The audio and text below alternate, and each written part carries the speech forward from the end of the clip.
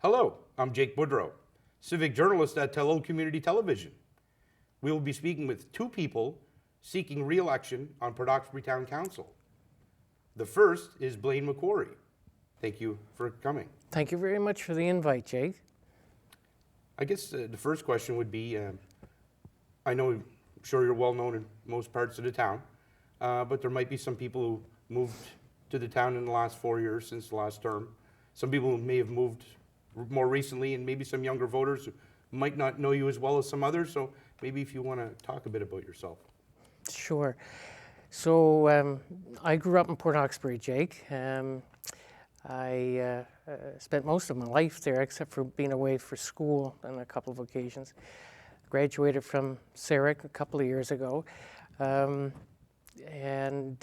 I went on to do studies in social work at St. Thomas University and at the University of Toronto for my master's degree. And then I became employed with the Inverness Hospital as a social worker, and I was there for 11 years. And then I moved over to adult protection after that, and I worked in adult protection for 20 years. And I retired from social work in December of 2021. I have two children. I have a son, Drew, and very happy that he's been able to set himself on a career in Port Hawkesbury. He is a lawyer, and he's been able to stay local. He just got married in August, so now I have a daughter-in-law, which I'm very happy about, and I have a daughter, Taylor, who's a RN at the Halifax Infirmary. What skills have you acquired and experiences that you've had that make a good fit for you to be a town councillor? Yeah, appreciate that. I think for me, the skills I have are skills that I had to learn and develop working as a social worker. And that was to be a listener, to listen to what people have to say, and to respect what they have to say, and try to look at problems and issues as a whole, gather as much information in order to make a decision. And I'm one of those people that at a council meeting, I'll be probably the most quiet person initially because I just want to hear what everybody else has to say and hear their opinions before I form my own opinion and voice that. And I think that's a good practice to do that listening.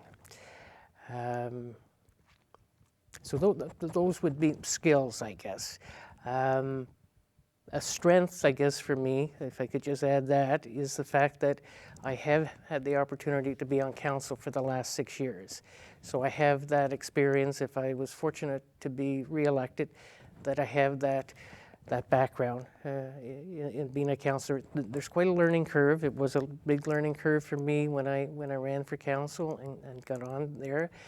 And you don't learn everything overnight. But everybody, whoever gets elected, if they're new, they're going to have to go through that process as well. But I think that's one of the strengths I have. If I got re-elected, I have that knowledge and that history coming to the table. You were first elected in the 2018 by-election and then re-elected in 2020 in the last municipal election. That's correct. So why did you decide to re-offer this time around? Yeah, so I'm very optimistic about the future. I'm very hopeful about where things are going with the town of Port Hawkesbury and with the Strait area in general. And I would like to be at the table going forward to try to continue to make Port Hawkesbury a better community and improve things in the town. I'm very hopeful about what's going on with green energy, of course. And that's the buzz, but that's the reality. The big things are happening in Point Tupper.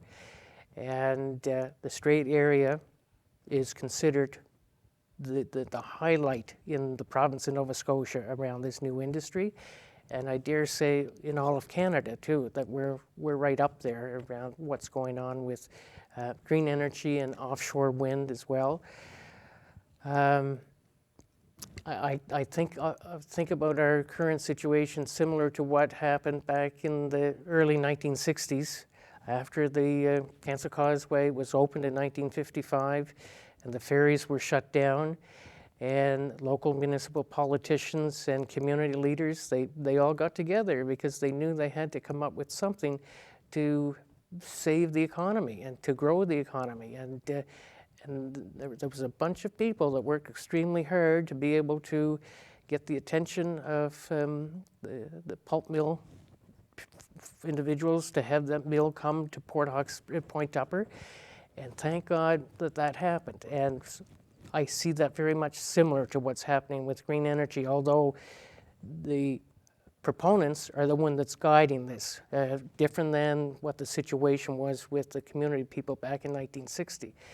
But these projects are being supported by the community. We have a very strong Strait area offshore wind task force, which includes a large number of individuals from business and from government, really working to support the endeavors of Everwind and Bearhead.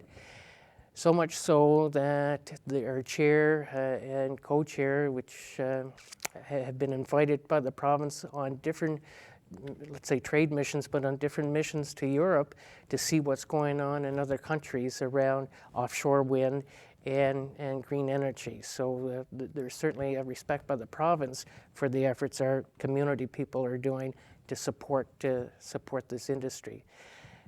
There's cynicism, and there has been in the area for a long time, because over the years we would all recall different projects that have been proposed for the Strait area, and projects that didn't come to fruition, or if they did come to fruition, they didn't last very long. And so I know today there's a lot of skepticism still with different people in the community about whether we actually will see something really tangible and long-lasting happen.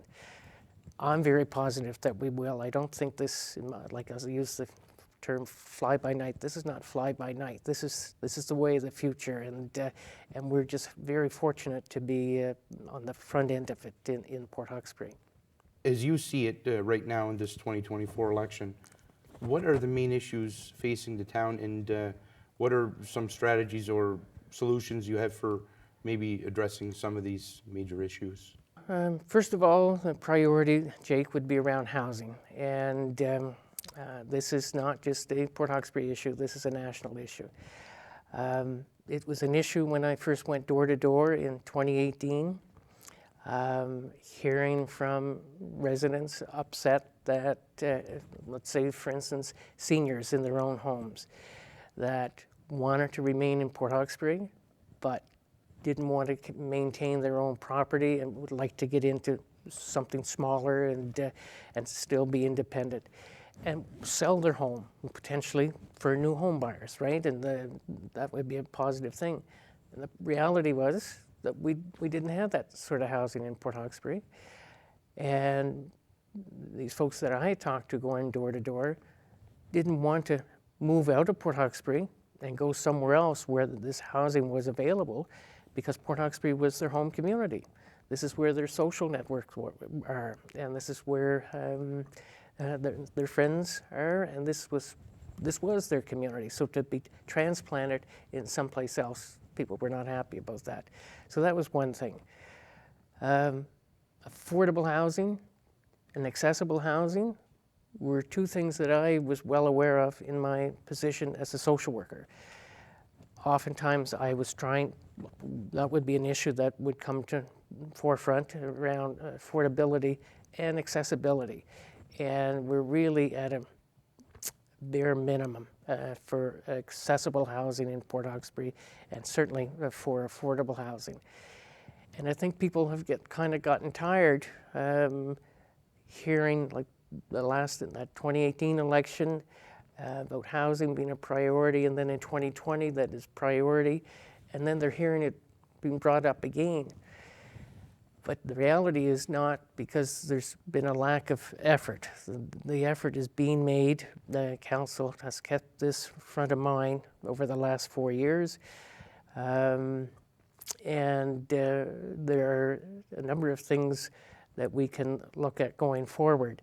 Jake, a positive development is that we have a gentleman, young entrepreneur, Jeremy Carroll, who has, we've approved a development agreement for him for an 80-unit modular home development off of Memorial Drive, just as you go outside of Port Hawkesbury. This is fantastic news for the town of Port Hawkesbury. This is an 80-unit development that my understanding is to be put in place over the next 3 years. He has already this summer, actually as of the 1st of September, put in place 4 quadruplex units up on that property, which are all already rented. These are studio apartments, and his focus for this first phase, or part of this first phase, was to try to address the needs of the students at the Nova Scotia Community College.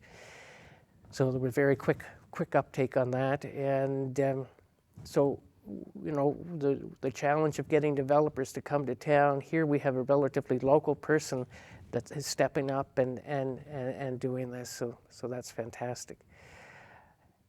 So there are another options or opportunities that I'll speak to you about later as well. Economic development is certainly front of mind for people, that we have to grow our tax base. We have to grow our tax base to keep up with our increasing costs. We have to grow our tax base if we're going to be able to continue to invest dollars in our infrastructure. And but have to be mindful of things like our reserves, that we grow the tax base. We have to have healthy reserves as well. It's the responsibility of municipalities to do that, and the province expects us to do that. And then taxpayers, certainly not the least, will be looking for some cut in taxes. Our tax rate today, we can say, is the same as it was, I believe, in 1987. Still, though, what we all understand is assessments continue to go up. So even though the tax rate doesn't go up, you know, your assessments are going up. Certainly there's caps on some people's properties and stuff, but residents are looking for, and always will ask about tax cuts. And it's easy to ask about tax cuts, but then you can have to reply and say, well, if we cut taxes, we have to cut services too, right? It's not, you can't do both. You can maintain services and cut taxes. But that's what we have to do. We have to grow our economy, commercial development and whatnot. And fortunately, one of the things that has happened too, just like Jeremy Carroll, is that we have a project that's underway now in Port Hawkesbury in the former call center building. And that's where the McDonald folks from Port Hood have taken on the call center, and they're now in the process of doing renovations and construction to the new home hardware.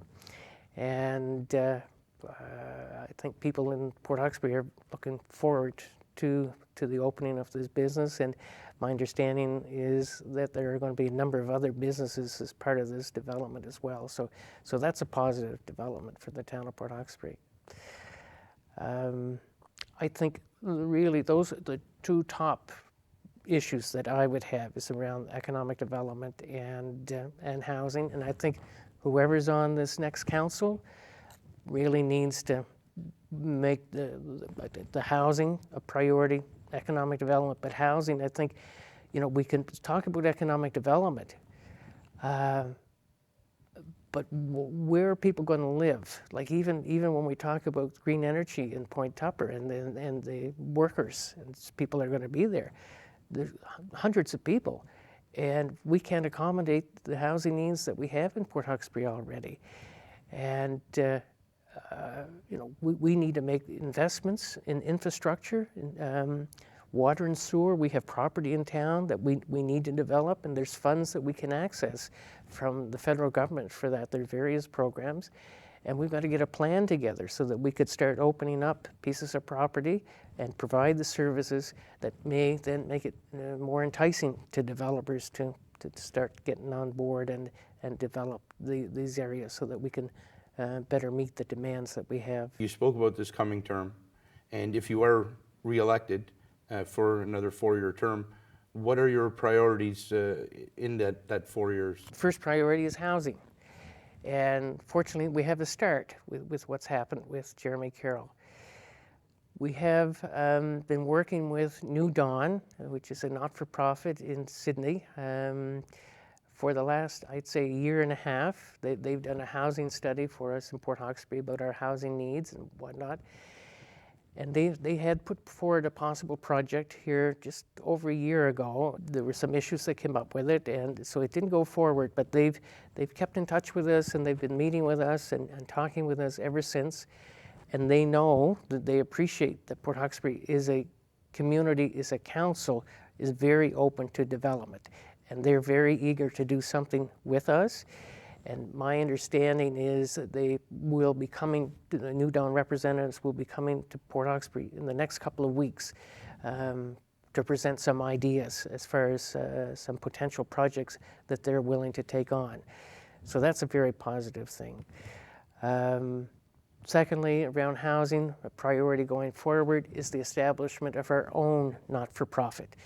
And the town has been working with the municipality of the County of Richmond in partnership with the Strait Area Chamber of Commerce to organize a not-for-profit. And we just at our most recent council meeting approved some funding, matching funding from Richmond County Council to apply for additional funding to hire a consultant to work on a governance situation for a board of directors for this not-for-profit, and getting that structure in place. My understanding, they presented a timeline around this, and I may be a little aggressive, but I think they were indicating to try to have something really started, not necessarily for the not-for-profit, but the structure and getting things going by December. That's something that we really need in this area because there are monies that the municipality can't access for housing. It's not available, but it is available to not-for-profits, and we've been at a disadvantage in the fact that we haven't had a not-for-profit. This is kind of different, I think, than a lot of other areas, is that it's going to be a shared not-for-profit. It's not just the town of Port Hawkesbury, it's not just the municipality of Richmond, it's both combined and working together. And we've had a history of doing things well together in the past. So those are the things I would say would be priorities. The other issue, another possibility, is about a cooperative. We have had a long-established cooperative in the town of Port Hawkesbury for years, but that's something too that we should be exploring. And our development committee had started to speak about that last June. And I think it'd be good to explore and get the Cooperative Association of Nova Scotia representatives to come to Port Hawkesbury, meet with us, and discuss, what are the possibilities, what are the obstacles and challenges around trying to establish a cooperative. But I think we got to be prepared to look at all the options. Another issue is priority for me is around healthcare. And that was one of the issues that I ran on in 2018 about the need for physician recruitment. And we know that's been an ongoing issue for a good number of years. And so I brought that to the table when I did get on council, and council was certainly on board with it as well.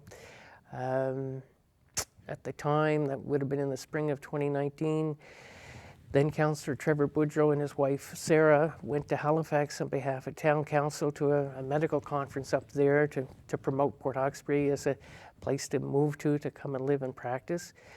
And then in January of 2020, we had a joint meeting with representatives of the Richmond Municipal Council, the town of Port Hawkesbury, the Kingston Medical Centre, and citizens from both municipalities to talk about coming together in a unified way to come up with a plan to recruit physicians, basically at the time.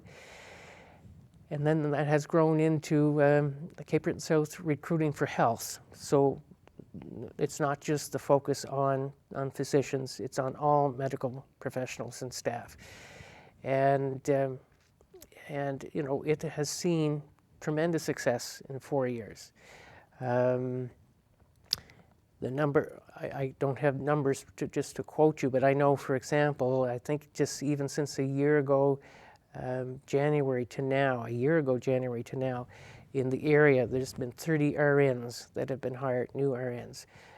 There's new lab techs. There's been new nurse practitioners. We've had new doctors. We have new doctors. In Port Hawkesbury, we have 4 doctors now, 3 of whom are relatively new.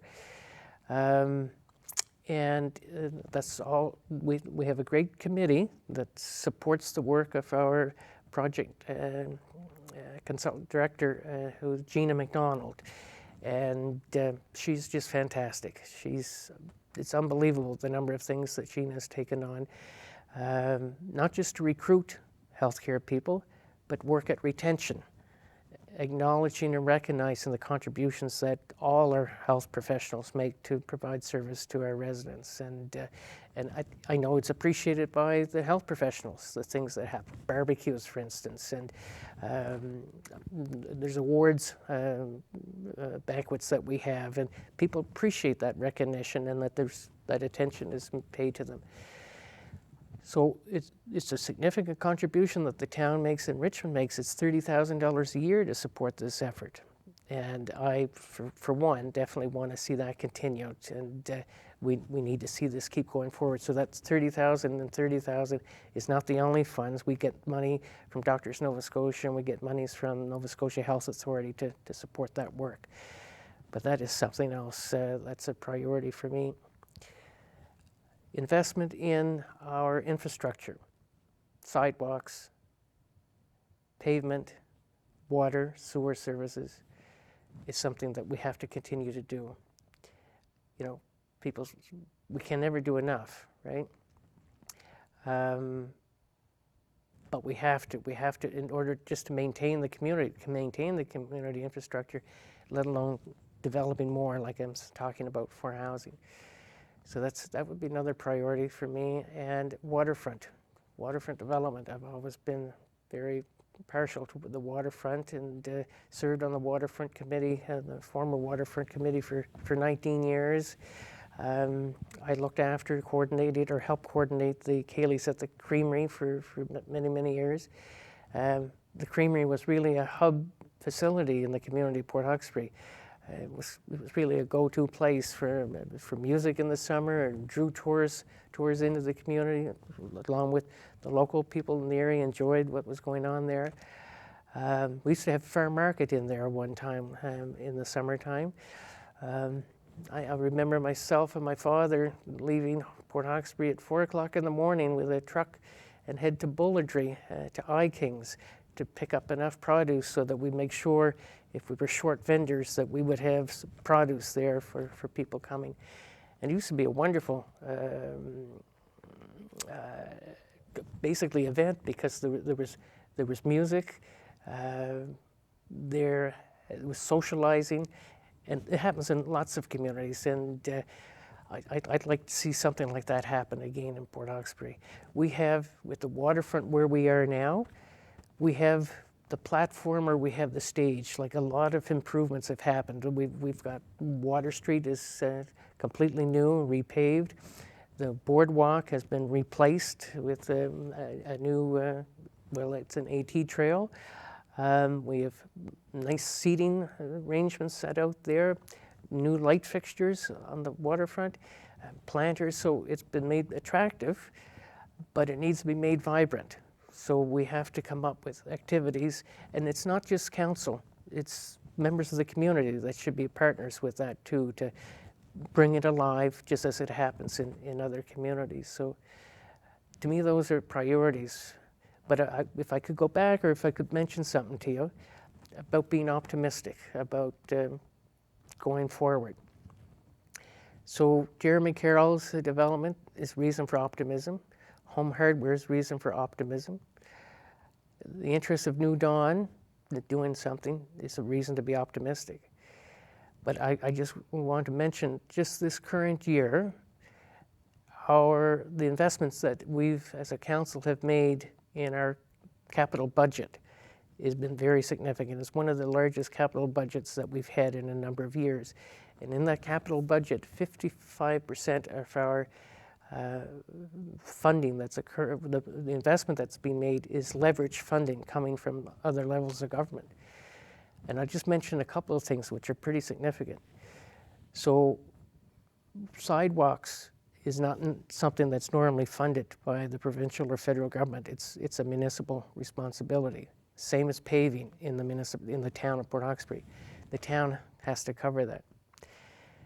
This year, with a one-time grant from the province, we've been able to make a investment of $800,000 in sidewalks for this year. The project is just going to be getting underway. It's been late getting underway, but it is going to be starting. That's a huge investment. People complain about the sidewalks. Well, this is going to give it a real tap. The other thing is we have an investment of $489,000 from the province for an AT trail that is going to be constructed at the bottom of Pine Ridge in the new subdivision. And the AT trail is going to start at MacQuarrie Drive and go up as far as the turnoff to the Crannel Road. And the reason we've chosen that section, it's the most dangerous section for walkers. There's a huge turn there, and it's a blind side. And we have a lot of people walking on that stretch of road. So, we'd love to do the whole section, just as we'd love to do whole sections in town, but we got to start with a piece. So that's the piece that's going to get done. It's supposed to happen, it's supposed to be constructed in October. So those are positive things. Those are positive things that are happening, and those are things that make me positive about where things are going. We're going in a very good direction. Another part of the capital is the water tower. We're putting in a new water tower. We just demolished the water tower. Another part of capital development is the public works building that we've had to replace because of the fire a year ago. So those are positive capital investments that we're making in town as well. Being that this is going to be the first all-electronic election in the town, no paper ballots, and there's also a plebiscite on residents' opinions on the alignment of Reeve Street, are you confident that the vote will go smoothly and that the Reeve Street issue won't dominate or kind of overshadow other issues? Are you optimistic about how the election will run? I'm hopeful about how the election will run. The last election in 2020 was the first time that we took a bite at the electronic voting, and we were a little bit reluctant to go totally with electronic voting, trying to respect people's history of using paper ballots and not wanting to turn people off from voting or intimidate people. So we did a hybrid. We did the electronic and we did the paper ballot. And out of all the voters in 2020, 75% of the voters used the electronic voting, 25% used the paper ballot. So that's the way municipalities are going across the province, across the country, is to get into the electronic voting. And I feel very feel it's a very safe method. I don't have concerns about privacy and whatnot with that system. So certainly there will be people that will have reservations. I know our returning officer has scheduled, I believe, about half a dozen training sessions or information sessions for the public. Well, 4 of them for the public to come out to, and then there's a session at Sunset Manor and at the Port Hawkesbury Nursing Home. And so those information sessions will occur the day of voting. There will be, let's say, ballot boxes set up at the Civic Center, but with the tablets for people to vote electronically and get assistance if they need assistance, right? So there's the computer voting, but then there's also telephone voting too. Like if a person's more comfortable, you can vote by telephone, right? So the voting starts on October 10th, and so your electronic voting goes from then until the close of voting on October 19th, right? We say the election day is October 19th. Well, that's the election day, but the election is the 10th to the 19th. So yeah, I guess I would say I'm hopeful. I think it should go well, and I guess we'll just have to wait and see. Second part of that question would be about Reeve Street and Yes. that plebiscite. Is there any words about that maybe overshadowing other issues or other aspects of the election? I don't think so, Jake. I'll say this about Reeve Street. We wouldn't be at this point, just to be blunt about it, we wouldn't be at this point if the province had been more proactive about things that they've identified 3 years ago that needed to be addressed on Reeve Street. So when the Reeve Street paving project was done in 2019, the phrase would be repeated, it's just paint, and if it doesn't work out, we can change it back, right? There was lots of reservations about the Reeve Street project, and about particularly the pilot diet. And I had those, and I ran in the 2018 by-election with those concerns. The province, before council voted on this in February of 2019, had come back to us and made a number of significant promises as to things that they were going to do to improve it.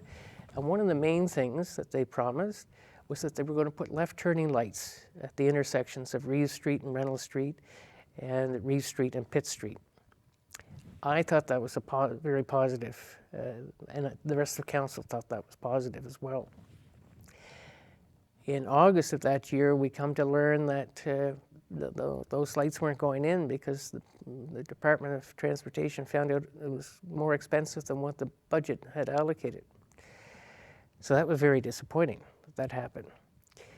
Anyhow, in 2021, Don Mills, the pollster, conducted a survey in Port Hawkesbury, funded by the town and transportation, to gauge people's feeling, not just about the pilot, the road diet, but about the general improvements along Reeve Street.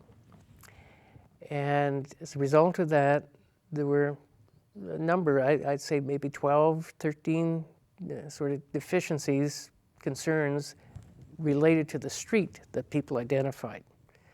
So that was in 2021. This is 2024. And over those last 3 years, we've been constantly asking the province to meet with us, give us an update, show us what you're doing. And the reality is it didn't happen. And it's very frustrating, because very frustrating for us as councillors hearing from residents that are unhappy, and we say, well, we're waiting for, well, now it's Public Works. So numerous letters, and we weren't getting a response. And then a motion was made back in June that we want the province to revert back to 4 lanes or correct the deficiencies, like meet with us and correct the deficiencies.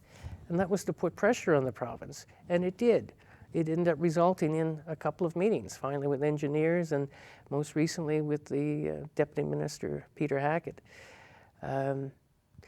If those changes had happened, Jake, we wouldn't be to the, I think that would have rectified a lot of frustration that people had. Like this summer, I'm not sure, probably you are familiar, but the lineups of traffic that we've had several times through the day, not steadily through the day, that have gone down Reeve Street and up around the turn, up almost to Council Ford. And people, because of that are local, know what's going on, and to avoid it, they keep through the lights and take a right over Granville Street. They take a right over Queen Street, right, just to avoid that. And we all know what the issues are around the left turning onto Reeve Street coming out from businesses. And if you're local, you know there's some tricks and there's certain routes that you ought to take. But if you're not, you can sit in lines for quite a long time. So I guess what council at the end of this decided about the plebiscite is we want the residents at least to have an opportunity to voice what their opinion is about it. At the end of the day, the reality is there's nothing bearing on the province. Like the province owns Reeve Street. It's their road, right? But for us as a council, it was to say, okay, here are the concerns, here's what the feeling is about the residents. And the Public Works people already know because council has been very vocal in communicating it. And yet, even with these meetings this last couple of months, we're still not seeing any action. So is it going to overshadow the rest of the issues? I don't think so. It is an issue, but I don't think it's going to overshadow the election in general. How have you been spending your time on the campaign trail, and what are your plans for the weeks ahead leading into the vote in October? Yeah. So just like every other candidate, just trying to I've got myself organized regarding signage and handouts, and we've got our voter lists, and have started to put some signs up, and certainly been out chatting and talking with residents, and going to now be going full at it in terms of door to door. The last two elections, I was working, so going door to door meant that was after work until it got dark early in the evening. So now I'm fortunate enough that I am retired, and so I have more time during the day, and with a slate of 8, there's another 7 people running. It's incumbent upon everybody to get out and get around and make sure you're talking to people and asking what their questions are, concerns are, and suggestions. And so that's my intention. And then obviously take advantage of opportunities like this to meet with you and to get exposure, let people hear what I have to say. And I know we've been approached by Adam Cook with CBC to do a roundtable. That's not been scheduled yet. We've been invited by the Evergreen Club in Port Hawkesbury to come to I'm going to say it's a meet and greet, but for all 11 candidates, including 3 mayor's candidates and the 8 councillor candidates, and I think that's on October 2nd. So look forward to that, and you know, before you know it, it'll be October 19th. Yeah, I would say kudos to everybody, you know, that has come forward as a candidate. It's not an easy thing to throw your name in, and it's easier for some maybe than others to do it. But we're fortunate to have this number of candidates running because, you know, there's other communities that are less fortunate and more challenged, and you don't lots of times get contests, and to have contests I think is a good thing. And so yeah, I just would like to make that comment. Thank you.